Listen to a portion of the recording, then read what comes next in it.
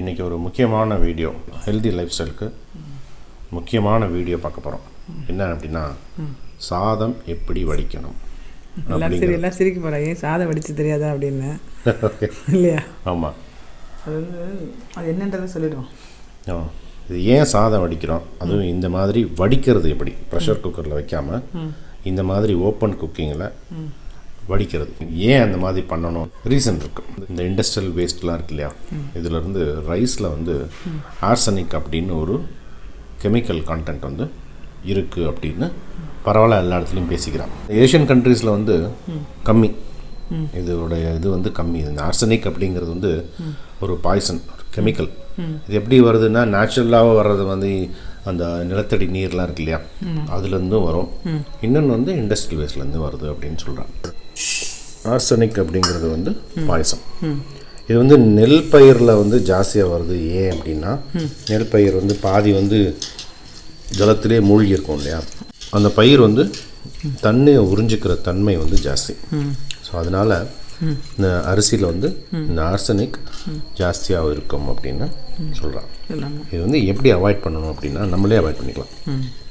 ஒரு 80 இந்த மாதிரி முறையில் பண்ணோம்னா ஒரு 80% இந்த விஷயத்தை வந்து நம்மளால் எடுத்துட முடியும் அப்படின்னு சொல்கிறேன். என்ன அப்படின்னா, 2 மெத்தட். ஒன்று வந்து களையணும். இந்த அரிசியை களையிறது மெயின். 5 to 6 தடவை களையணும். இந்த தண்ணியை வச்சு களையணும். அரிசி வந்து நல்லா களையணும். முன்னாடி அதாவது இதெல்லாம் வந்து சயின்டிஃபிக்காக சொல்லலை, ஆனால் ஜென்ரலாக சொல்லுவோம் இல்லையா. பருப்புலாம் கூட இந்த துவரம்பருப்பு இந்த எல்லாமே கூட பருப்புலாம் கூட வேக வைக்கிறதுக்கு முன்னாடி எல்லாத்தையும் அலம்பிட்டு போடுறது வந்து நல்லது. அதுமாரி இது வந்து அலம்புறது சும்மா லேசாக அலம்புறது இல்லை, நல்லா அதுமாரி கையை தொட்டு நல்லா அப்படி தொட்டு கிட்டத்தட்ட ஒரு சொன்ன மாதிரி 4 to 5 டைம்ஸ் வந்து அலம்பிட்டு அப்புறமா நம்ம வந்து பெரியவாள்லாம் வந்து என்னென்னா நல்லா அலம்பணும் அப்படின்னு சொல்லிடுவா. இப்போ வந்து புள்ளி விவரமாக சொல்லணும்னா 6 தடவை அலம்பணும். ஆமாம், 6 தடவை கண்டிப்பாக அலம்பணும். ஆமாம், அதை வந்து அரிசி வந்து கையில் படுற மாதிரி அப்படி தொட்டு நல்லா அப்படி இப்படி பண்ணணும். இப்படி பண்ணால் கூட இப்போ அட்லீஸ்ட் இப்படி பண்ணாமல் இது அலம்பினா கூட 6 times நல்லா இப்படி பசஞ்சு பண்ணோன்னா அட்லீஸ்ட் 3-4 times கூட ஓகே இல்லையா. ஆமாம், நல்லா அந்த கையால் நல்லா அது அலம்பு தெரியும். அது வந்து அந்த அலம்புற ஜலம் இருக்கு இல்லையா, அதுவே நான் 4-5 வாட்டி கலையும் போது நல்லா தெரிஞ்சிடும். பியூர் ஜலம் அப்படியே தெரியும், அந்த பியூர் வாட்டர் அப்படியே தெரியும். ஆமாம், அதுலேயே டிஃப்ரென்ஸ் தெரியும். அது வரைக்கும் நல்லா பொறுமையாக அலம்பணும். இன்னொன்று வந்து எவ்வளோக்கு எவ்வளோ ப்ரெஷர் குக்கர் அவாய்ட் பண்ண முடியுமோ அவ்வளோக்கு எவ்வளோ அவாய்ட் பண்ணுறது நல்லது. ஆமாம், ஆனால் அது வந்து அது ஒரு ஈஸியாக அவ்வளோ வந்து எல்லோரும் அக்செப்ட் பண்ணிக்க மாட்டேன். எல்லாருக்கும் வந்து அவசரத்தில் ப்ரெஷர் குக்கர் தான் ஈஸியாக நினச்சிக்கிறாரு. மைண்ட் செட் தான். அது நம்ம பண்ண அந்த அக்காரவடிசில் நம்ம பண்ணி காமிச்சோம்ல, பண்ணி காமிச்சோம். ஓப்பன் குக்கிங், ப்ரெஷர் குக்கிங், இந்த வேகிற டைமுக்கு எல்லாம் ரொம்ப ஈக்குவலாக தான் இருந்தது, ஒன்றும் டிஃப்ரென்ஸ் இல்லை. ஸோ எப்போவுமே நம்ம வந்து என்ன பண்ணுவோம், குக்கரில் வைக்கிறாந்தா 1க்கு 3 ஜலம் விடுவோம். இதுக்கு வந்து 1க்கு 6 மினிமம் 10 வரைக்கும் கூட விடலாம். இப்போ ஏன்னா ஓப்பன் குக்கிங் இல்லையா, அது நம்ம தாராளமாக விடலாம். நல்லா அரிசி ஒன்று எடுத்துட்டுருக்கேன். ஸோ 8 cups விட்டுருக்கேன். இப்போ அதான் 6 கப்புங்கிறாவா, 6லேருந்து 10 வரைக்கும் விடலாம், தாராளமாக விடலாம். ஏன்னா ஓப்பன் குக்கிங் அப்படிங்கிறனால இதை வந்து வடிச்சிடலாம், நம்ம வடிச்சிடலாம். அது என்னென்னா, முன்னாடி இப்போல்லாம் கல்யாணத்துலலாம் அப்படி பண்ணுறா, பெரிய குக்கர்லாம் எல்லாம் இருக்கனால இது மாதிரி எடுத்து வடிச்சிக்கிறா. நம்ம ஆற்றுலேயே இப்படி பண்ணிட்டு பழக்கிறதுக்கு பாரு ஈஸி. அது இப்படி வச்சுடும் போது இது போட்டுட்டு ரொம்பலாம் கிண்டி விட்டுனே இருக்க வேண்டாம். 2 minutes கிண்டிட்டு ஜலம் ஜாஸ்தியாக வடிச்சிடலாம். வடிச்சிட்டு அது வந்து சாதம் வந்து நம்ம வேறு வேறையாக வேணாலும் எடுத்துக்கலாம், இல்லை குழச்சலாம்னாலும் எதுனாலும் பண்ணிக்கலாம். நம்ம இன்னொன்று அட்வான்டேஜ் சூடாக இருக்கும். ஸோ இந்த 2 மெத்தடனால இந்த ஆர்சனிக், ரைஸில் இருக்கிற ஆர்சனிக்கை வந்து 80% வரைக்கும் இந்த கெமிக்கலை வந்து எடுத்துடலாம் அப்படின்னு எல்லாருமே சொல்கிறான். ஸோ இதை வந்து நம்ம வந்து ஃபாலோ பண்ணுறது ரொம்ப அவசியம். இது நம்ம வந்து நம்மளுடைய சேனலில் வந்து பார்த்தோம்னா, நம்ம வந்து இந்த ப்ரெஷர் குக்கரை கம்ப்ளீட்டாக ஒதுக்கிட்டோம், ஓப்பன் குக்கிங் தான் பண்ணுறோம். அதே மாதிரி களையிறது வந்து அரிசி களையிறது வந்து நம்ம ஒரு 5-6 டைம் வந்து அரிசி களைஞ்சிட்டு தான் பண்ணுறோம். இது வந்து ஏன்னா ப்ராக்டிக்கலாக இது பண்ணி காமிக்கிறது வந்து இம்ப்ரெசிவாக இருக்கும் அப்படிங்கிறனால பண்ணிட்டு இருக்கோம். ஸோ எல்லாருமே இந்த மெத்தடை ஃபாலோ பண்ணுங்கள். இப்போ இந்த வெயில் சீசன் இருக்கனால நம்ம வேறு ஏதாவது பொடி பண்ணுறதுலாம் கூட இந்த தோசை ரெடி, இன்ஸ்டன்ட் தோசை அது மாதிரிலாம் பண்ணுறோம் இல்லையா, பொங்கல்லாம் பண்ணுறோம் இல்லையா, டைத்தில் நல்லா களைஞ்சி உணர்த்தி வச்சுட்டுலாம்.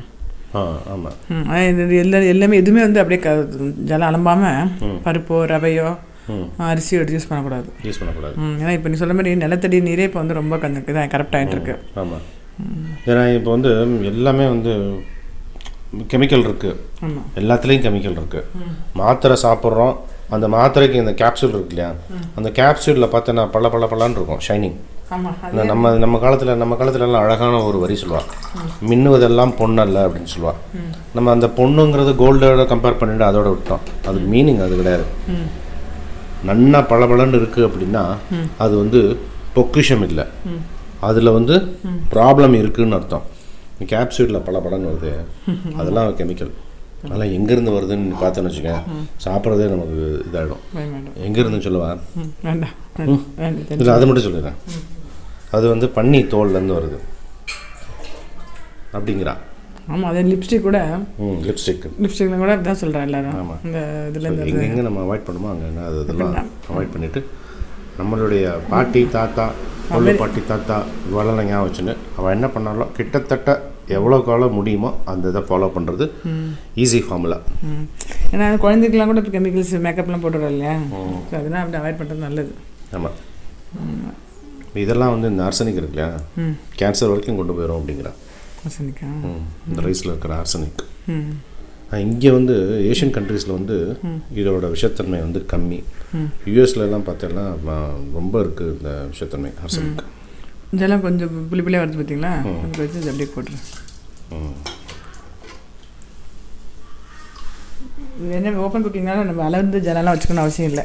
ஆமாம், நம்ம எவ்வளோ வேணுமாலும் விட்டுக்கலாம், தாராளமாக நம்ம கலைஞ்சினாலும் கலைஞ்சிக்கலாம். ஸோ இந்த கொதி தண்ணி வந்து அந்த கெமிக்கலை எடுத்துரும் அப்படிங்கிறான். ப்ரெஷர் குக்கரில் என்னென்னா நம்ம கொதிக்க விடுறதில்ல. ஆமாம், அப்படியே வச்சுருவோம் இல்லையா, அந்த தண்ணியோடு சேர்ந்துடும். கொதி வரும். இந்த மாதிரி சிம்மில் வச்சுட்டோன்னு வச்சுங்களேன், நம்ம வந்து பக்கத்தில் நிற்கணும்னு அவசியமே இல்லை. ஜலம் ஜாஸ்தியாக இருக்கிறதுனால அது பாட்டுக்கு வச்சுன்னு இருக்கும். சப்போஸ் ஜலம் கம்மியாக இருந்து பருப்பு பெருசாக வச்சா தான் பொங்க சான்ஸ் இருக்குது. இப்படி இருந்தால் பொங்கவே பொங்காது. இப்போ கேஸ் வந்து ஜாஸ்தியாகும். பட் எனக்கு எல்லாருக்காத்துலேயும் ஆகிற மாதிரி தான் கேஸ் தீர்றது.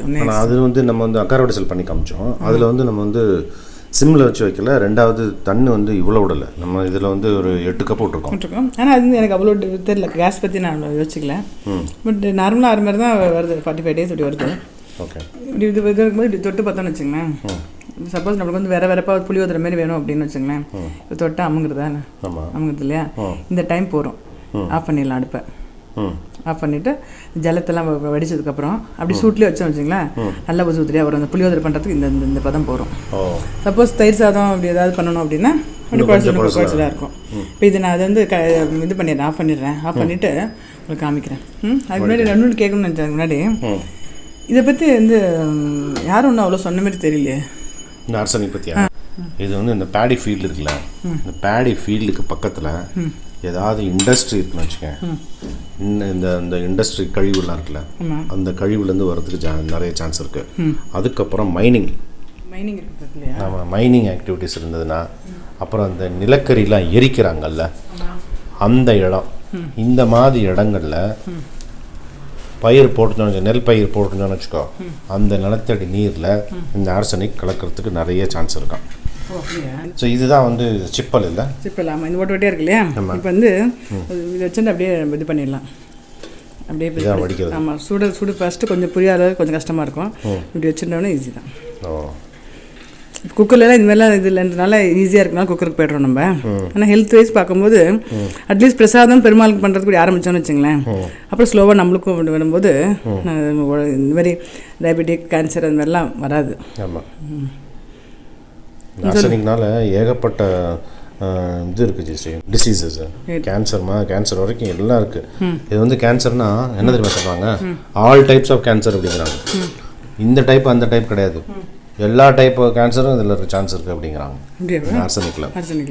ஆமாம், அதுமாதிரி நீ கேட்ட மாதிரி யாரும் சொல்லலை, என்ன சொல்லியிருக்காங்க, இது வந்து இந்தியன் எக்ஸ்பிரஸ்லேயே வந்திருக்கு இந்த நியூஸு. ஆமாம், 15 வெரைட்டி கொடுத்துருக்கான் அரிசியில்.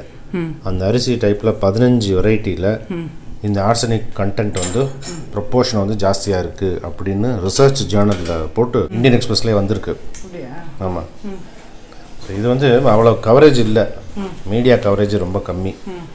நம்ம ஏஷியன் கண்ட்ரீஸ்லேயே வந்து இதை பற்றி அவ்வளோ பேசலாம். ஏன்னா அரிசிங்கிறது வந்து இன்றியமையாத ஒரு உணவு இல்லையா.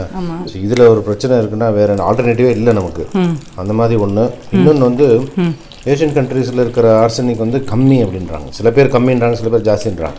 ப்ரௌன் ரைஸில் ரொம்ப ஜாஸ்தி அப்படிங்கிறாங்க. ப்ரௌன் ரைஸ்லையா? ஆமாம். ஆனால் கலையணும் அதை சொல்லுவா. சிறுதானியம் இந்த ப்ரௌன் ரைஸ்லாம் ரொம்ப கலையணும்னு சொல்லுவாள். ஆமாம். நல்லா 5-6 நிறைய வாட்டி கலைஞ்சி அந்த இந்த வாட்டர் வந்து நல்லா பெயினாக வர வரைக்கும் நம்ம கலைஞ்சு நிற்கணும்.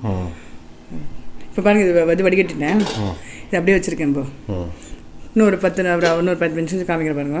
நல்லா உதிரியாக சாதம் வந்து இப்போ இந்த புளியோதரை எல்லாம் பண்ணுறதுக்கு நல்லா தொட்டு பக்கம் வந்துட்டு பாருங்க.